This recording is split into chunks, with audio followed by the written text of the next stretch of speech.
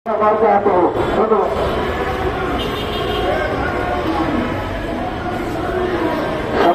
সাংবাদিক মিডিয়ার ভাইরা, আমাদের আজকের সাংবাদিক সম্মেলনে লিখিত বক্তব্য শুনলেন আমাদের বহু সংখ্যক পত্র মিডিয়া।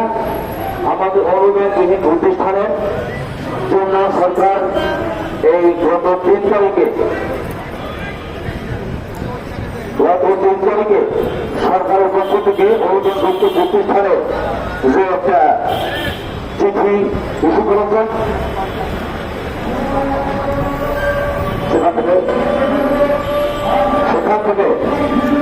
সেখান থেকে আমাদের একটা দেখতে পেলাম স্পষ্ট।